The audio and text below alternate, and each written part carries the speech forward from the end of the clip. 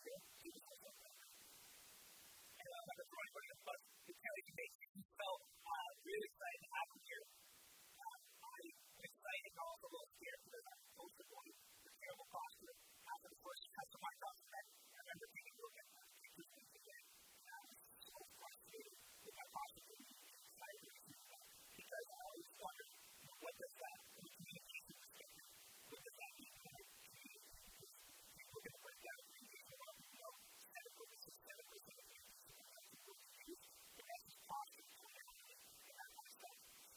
Kelly works with some of the biggest athletes in the space, particularly with the biggest legs. He's got to go into the here back in the day.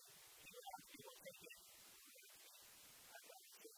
And so, even though Kelly works with elite athletes, a lot of his principles do, especially with couple level, it's really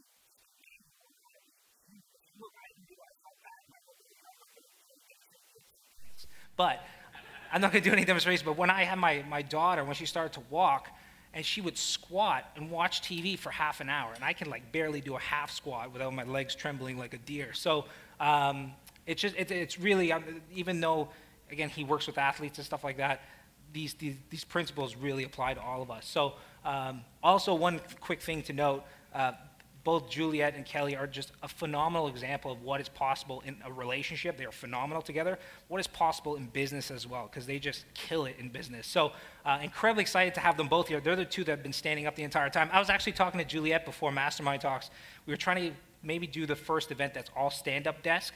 We're going to try it next year. But incredibly excited to have them both. And ladies and gentlemen, Kelly Starrett.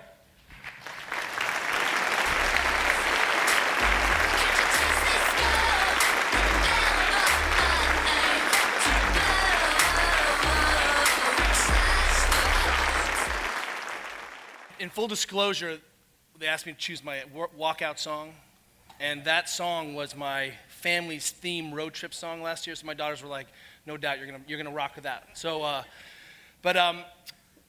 when we got the gracious invitation from these amazing people at Mastermind, we thought we would maybe take a second and try to talk about something a little different. You know, I get to go around the world, and I get to lecture to the world's best athletes and institutions about injury prevention and sort of the common problems of the athlete and the superhero and the mom and the dad. And what we realize is that there's a lot of low-hanging fruit out there still, that you've been endowed with this incredible machine, and yet no one's ever given you a real blueprint or an owner's manual about how to run it. So what we thought we would do today is, when we talked about maybe not talking about that, Juliet said, why don't you talk about something that's personal to you?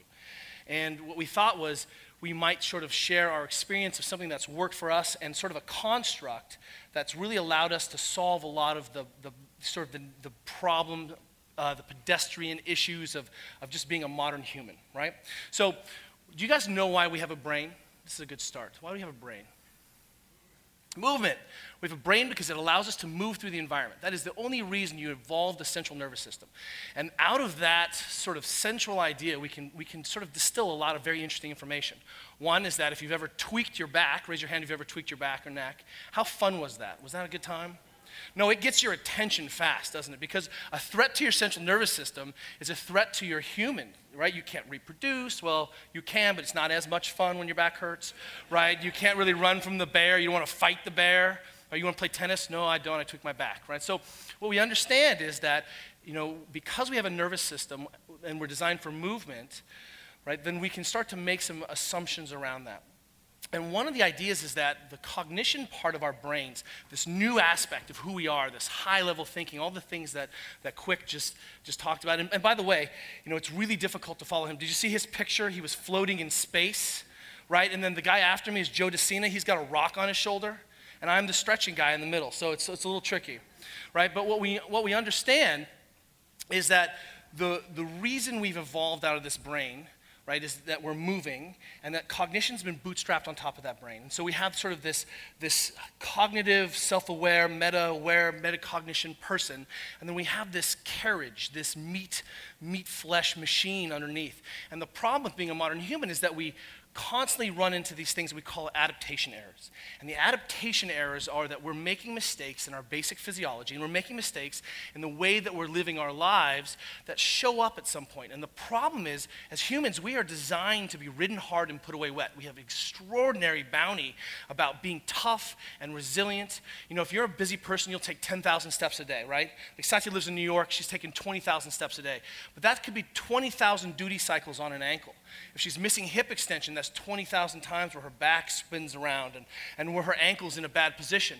And suddenly you realize, wow, the human being can take millions and millions of cycles before it starts to have problems. So a lot of what we end up doing is we end up talking a lot about these basic adaptation errors. Am I drinking enough water? Oh boy, that's a tough one, right? Am I absorbing the water I'm drinking? Am I eating fruits and vegetables? Am I exercising? Did I do meditation? If I gave you a ball for every single one of the things that you were supposed to do, pretty soon it becomes overwhelming as a modern human, right? I've got to work on my stress, and I've got to do cardio, and I need to do some weights, and then Joe says I should challenge myself once in a while, and pretty soon you get this really disconnected, this really sort of dissociated self of understanding of what it means to be a physical human. What is the picture of physical self-actualization? That's really the question we're talking about. And what I wanted to share with you is this idea that my wife and I have about a physical practice. And you know, clearly the title of the talk is Bro, Do You Even Have a Physical Practice? Which is a take on the meme of Bro, Do You Even Lift, right? And the idea here is that we're seeing that when we have a conversation with people, we say, do you have a physical practice? And that underlying concept has shaped our own personal experience and our experiences in the workforce and in the work that we do. So when I say physical practice, what I'm really talking about is, do you have an understanding of how your body works? And then what are all the pieces that go in to support the cognitive brain, the cognitive self, right? So first and foremost, go ahead and stand up for me real quick. Now, without being judgy, because I'm not judgy, but I've been sitting watching you sit in the back, and it looks atrocious. Like you have bad self-esteem, you know, that you're like, you know what, screw it, I don't need my diaphragm to work, my pelvic floor doesn't even need to turn on. You guys know as an aside that the adult diaper industry in America is a $2 billion industry or opportunity, just saying.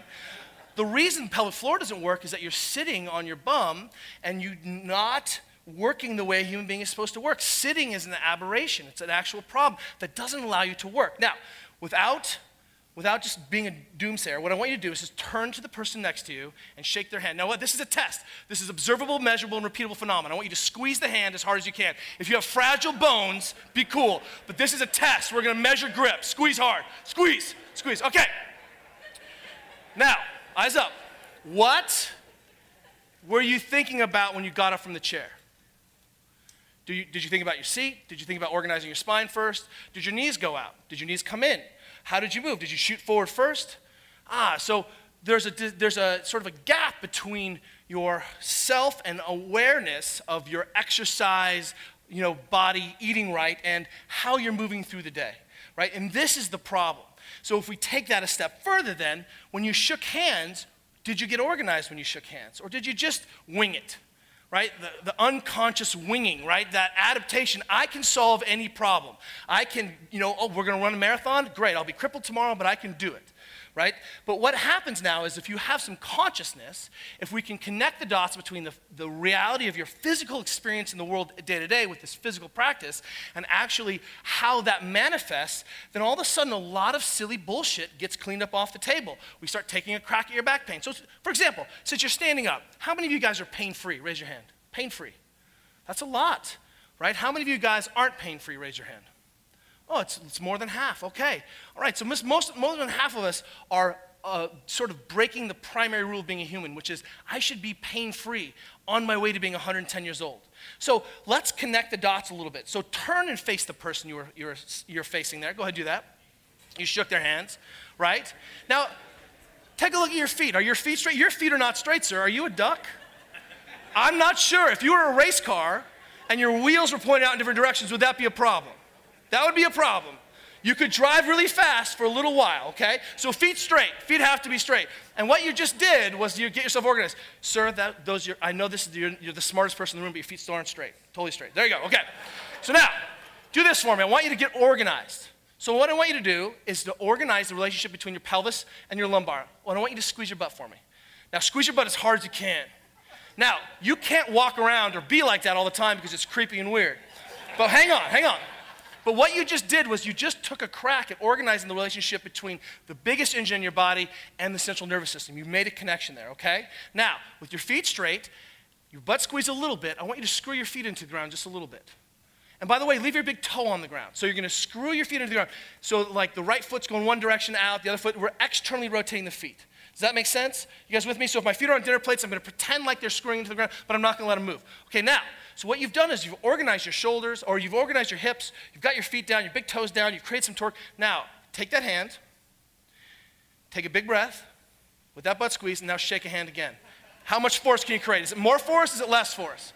Now look at the posture and the integrity. Now listen, we just made a room full of people stronger. Boom, right? Have a seat for me real quick. Now listen, I taught you how to get organized as you were standing, and what ended up happening is you ended up facing the person, you were more integrated. Did you take that concept at all when you sat down? Or did you just totally blank out on it? You were like, woohoo, yeah, I'm so good. Brr. And the problem is we haven't been taught how to connect the dots between being human and how to kind of go about the day by day. So one of the issues is that we are seeing that we're making these basic adaptation errors. And by the way, the thing I just told you is called Tadasana in yoga. It's been around for a long, long time. In a gazillion years ago, like 400 years ago, which is for me a gazillion years ago, there was a guy named Musashi. Have you guys ever heard of Musashi? He wrote the Book of the Five Rings. He was a famous Japanese swordsman who pioneered fighting with two kinds of swords, right? And he has this very, very profound saying. He says, look, your combat stance is your everyday stance. That how you are when you're fighting, when you're human, is who you are all the time, and vice versa. So now, if we were standing up there and we got our feet straight and we squeezed our butt, right, and we organized your spine, right, can you do some approximation of that sitting here? So what I want to talk about, for example, is that there are amazing opportunities not to be overwhelmed by the fact that you have to do this laundry list of things, right? How many people went to the Ben Greenfield experience this morning, right, and worked out with Ben? Was that an eye-opener about his whole practice? Was that a little bit of a shock to the system? Oh my gosh, I have been exercising my whole life, but it turns out I wasn't sort of cultivating or curating this physical thing, right? And remember, these are integrated systems. So one of the ideas about having a physical practice is that you don't have to beat yourself up for, did I go for that run or not? What it means is, what can I control now? Now, a quick anecdote. When I was a national team paddler, it was my dream when I was about 20 to make the Olympic team in paddling, and I paddled my brains out onto the national team, and then one day my hand went numb, right? And I ignored it. My hand would pump out, and it would get weird, and sometimes it would be weak, and I'd be like, it's just fine. I asked everyone around, and they're like, it's totally normal. It's like, it's normal, my hand's going numb. They're like, totally normal. Don't worry about it. And of course, my hand went numb, and that was sort of ended my career. I fought back. I stopped, I went down the rabbit hole. I went back, ended up meeting my wife a year later at the World Championships in Chile in whitewater paddling. And the reason I'm telling you that is one of the things that happened is I lost my loci of control. This physical body went haywire, and all of a sudden I lost about my expression of who I am and how I worked in the world, right? Which is an important concept around you and your self-actualization physically, is what can you control? Because in the last 10 years, my wife and I have launched a couple businesses, we've had a couple kids, we have 35 employees, blah, blah, blah, just like you guys. And what we found was that the old life that we had around training and sort of physical expression didn't work anymore. And what we did is we shifted our mindset around saying, what can we do today? And one of our sort of statements is that we say, be consistent before you're heroic. Can you practice and cultivate a sort of sense of awareness of physical practice? So, for example, can you walk to school? Well, we've decided, boy, we can walk with our kids to school. Boom, we walk a 5K. We're very lucky that we get to have the opportunity to walk our children to school. Not everyone can do that, but we worked it in so that one more thing was that we were just putting that physical practice. Now, is walking the answer to going to the Olympics? No, but it is an answer about being, taking care and cultivating this awareness. Can I drink enough water? Are you sitting up right now, or did you just surrender your spine to the chair again? right? So what points, what are the touch points during the day where I can make some of these changes, where I can be aware, where I'm not running around doing one more million things? It turns out that when you sit up, so sit up for me, and sit at the edge of the chair. These are your hamstrings, right? These are your sit bones. Hamstrings, sit bones. By definition, should you be sitting on your hamstrings? No, these are the engines. These are your stems. These are, like, you're not making panini out of those things. You should be sitting at the edge of your chair on your sit bones, right? So when you sat there on the edge of your chair and you got yourself a little bit organized, try to pull your head in a little bit, try to pull your rib cage down. Some of you guys are like, ooh, this is my dance space. This is your dance space. That's not going to work. I want you to try to be organized there. Now, can you squeeze your butt in that position? No, not, well, you can. It's really weird, right? Can you screw your feet into the ground in that position? No. So what you're going to find is that for the next few days, most of the time when you're working or traveling, one of the primary concepts of being human is compromised on you, which is your central nervous system. As you sit forward and write notes or get on your phone, what do we say? It's like having a 7-year-old on your neck, right? The 60-pound person. And more importantly, you're falling victim to one of these classic adaptation errors, which is you're not practicing, you're not cultivating what it means to be human. How can I take these moments of being aware and start to integrate them? Well, then it suddenly means that, wow, if I'm sitting up correctly at the edge of the chair and doing my best of controlling what I can control, when I can control it, suddenly my diaphragm starts working a little bit better. I'm breathing here. Now go ahead and slouch for me real quick. Take a big breath in that slouch position. Where did you breathe? Up in your face, right? So it doesn't matter how zen you are. You take 10,000 breaths a day up in your face, and what you've done is you've reinforced a really difficult breathing pattern, a pattern that tells your brain, remember these are integrated systems, that you are under stressed. You're a stressed individual in a stressful environment. The bear, what's going on, the stress. And what I'm telling you is that there are moments where you can start to control these things without having to worry about the downregulation.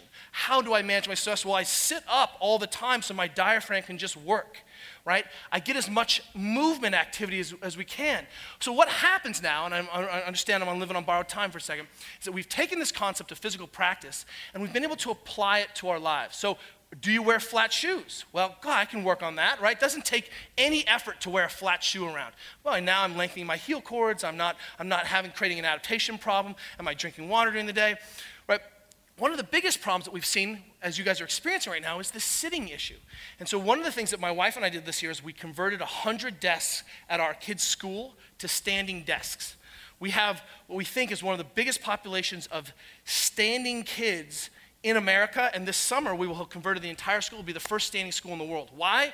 Because we want to sort of instill in our kids this concept of physical practice, that who I am day to day and how I work and how I move and how I exercise is how I'm going to be in the world. It's how I'm going to curate the thing between the brain, right? Because all you have to do is realize you're going to be 110 years old, and how you arrive there completely matters. So here's my challenge to you.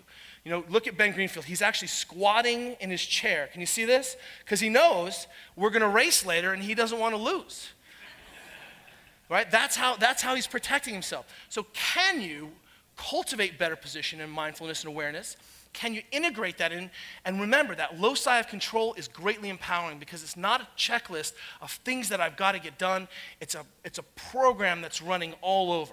What can I control? Can I eat better foods? Can I walk around a little bit more? Can I organize my spine? Exercise is not a physical practice. Exercise is taking care of the physiology. A physical practice integrates all these aspects. So don't get down on yourself when you're beat up, stressed, have kids. Did I do something today? Was I mindful? Did I have a physical practice? That idea will carry you miles and miles and miles. Does that make sense? What you'll find is that 10 years later, I have a chance to race in the World Championships in Molokai, and it's an outrigger canoe race in a month, right? 1 month from now. And it turns out, because I've had a physical practice for the last 10 years, I'm going to be able to do that again. Because when your brain surfaces and when you come out of that fog of entrepreneurship and grinding, you want to make sure that you didn't make these adaptation errors that prevent you from being a human. Got it? Thank you guys so much.